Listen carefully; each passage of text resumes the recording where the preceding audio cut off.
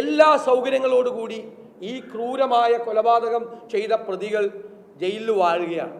അവർക്ക് ഇഷ്ടമുള്ള ഭക്ഷണം, അവരാണ് മെനു തീരുമാനിക്കുന്നത്. തലേ ദിവസം നാളെ എന്ത് ഭക്ഷണം വേണം, ഇഷ്ടമുള്ള മദ്യം, അവർക്ക് മയക്കുമരുന്ന്, എല്ലാ സൗകര്യങ്ങളും ജയിലിൽ കൊടുക്കും. അവർക്ക് ഇഷ്ടമുള്ള മൊബൈൽ ഫോൺ, ഏത് സമയത്തും അവർക്ക് മൊബൈലിൽ വിളിക്കാം, ആരെയും ബന്ധപ്പെടാം. പ്രതികൾ അവിടെ അഴിഞ്ഞാടുകയാണ് ജയിലിൽ. യഥാർത്ഥത്തിൽ ഈ ഒരു പ്രതി പരോളിൽ നിരവധി പ്രാവശ്യമാണ് പരോൾ കൊടുത്തിരിക്കുന്നത്. ഇപ്പോൾ രമ നിയമസഭയിൽ ചോദിച്ച ചോദ്യത്തിന് ഈ പരോളിൻ്റെ ഡീറ്റെയിൽസ്, ചന്ദ്രശേഖരൻ വധക്കേസിലെ പ്രതികളുടെ പരോളിൻ്റെ ഡീറ്റെയിൽസ് ചോദിച്ചിട്ട് 5 മാസമായിട്ട് തന്നിട്ടില്ല. 5 മാസമായിട്ട് തന്നിട്ടില്ല. കാരണം അത്രമാത്രം പരോൾ അവർക്ക് കൊടുത്തു കഴിഞ്ഞു. ഒരു പ്രതിക്കും കൊടുക്കാൻ പറ്റാത്തതിനേക്കാൾ കൂടുതൽ അവർ പരോളിലാണ്. പരോളിൽ പോയ ഈ പ്രതികൾ, ഒരു പ്രതി കിർമാണി മനോജ് മയക്കുമരുന്ന് കേസിൽപ്പെട്ടു.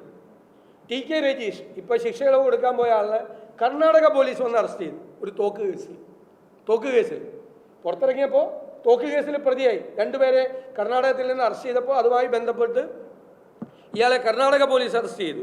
കൊടി സുനി സ്വർണ്ണക്കടത്ത് കേസിൽ ബന്ധപ്പെട്ടു. മുഹമ്മദ് ഷാഫി സമാനമായ കേസിൽ വന്നു. MC അനൂപ് ജയിലിൽ കഞ്ചാവ് കച്ചവടം നടത്തുമെന്നാണ് വാർത്ത വന്നത്. അദ്ദേഹം പുറത്തുനിന്ന് കഞ്ചാവ് എത്തിച്ച് ആ 10 ഇരട്ടി വിലയ്ക്ക് ജയിലിൽ തന്നെ വിറ്റ് മാസം 50,000 രൂപ ലാഭം ഉണ്ടായിക്കൊണ്ടിരിക്കും ഒരു പ്രതി. ഇതെല്ലാമാണ് അവിടെ നടക്കുന്നത്.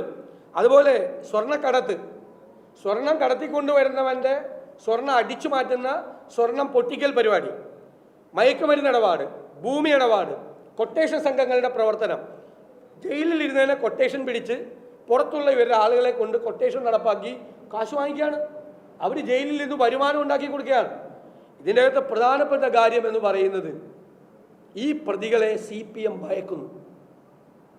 ഈ പ്രതികൾ CPM-നെ ബ്ലാക്ക്മെയിൽ ചെയ്യാണ്. അതുകൊണ്ടാണ് ഈ സൗകര്യങ്ങൾ ചെയ്തു കൊടുക്കുന്നത്. ഇനി ഒരു എയർ കണ്ടീഷൻ മാത്രമേ അവിടെ വെച്ചു കൊടുക്കാറുള്ളൂ ജയിലിൽ. ബാക്കിയുള്ള എല്ലാ സൗകര്യങ്ങളും, ഒരു 5 സ്റ്റാർ ഹോട്ടലിൽ താമസിക്കുന്ന എല്ലാ സൗകര്യങ്ങളും ഇവർക്ക് ചെയ്തു കൊടുക്കുകയാണ്. ഇവർ ഇതിൻ്റെ പിന്നിലുള്ള ഗൂഢാലോചന സംബന്ധിച്ച രഹസ്യം വെളിപ്പെടുത്തുമെന്ന് പറഞ്ഞ് CPM-നെ ഇവർ ബ്ലാക്ക്മെയിൽ ചെയ്യാണ്.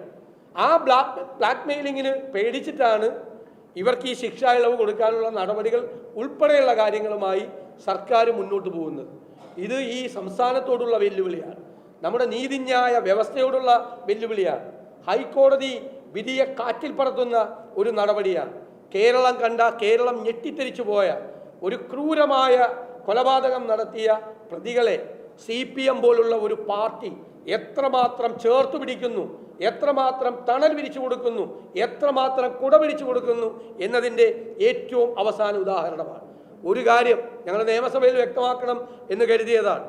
ഈ കേസിലെ പ്രതികൾക്ക് ശിക്ഷാ ഇളവ് കൊടുക്കാനുള്ള തീരുമാനവുമായി സർക്കാർ പോയാൽ കേരളം ഇതുവരെ കാണാത്ത പ്രക്ഷോഭങ്ങൾക്ക്, നിരന്തരമായ പ്രക്ഷോഭങ്ങൾക്ക്, സർക്കാരിന്, മുഖ്യമന്ത്രിക്കും മന്ത്രിമാർക്കും അടക്കം പുറത്തിറങ്ങാൻ പറ്റാത്ത രീതിയിലുള്ള പ്രക്ഷോഭങ്ങൾക്ക് കേരളം സാക്ഷ്യം വഹിക്കേണ്ടി വരും എന്ന് ഞങ്ങൾ വിനീതമായ മുന്നറിയിപ്പ് നൽകുന്നു. ഒരു വിട്ടുവീഴ്ചയും ഈ കേസിൽ ഞങ്ങളുടെ ഭാഗത്തുനിന്നുണ്ടാവില്ല.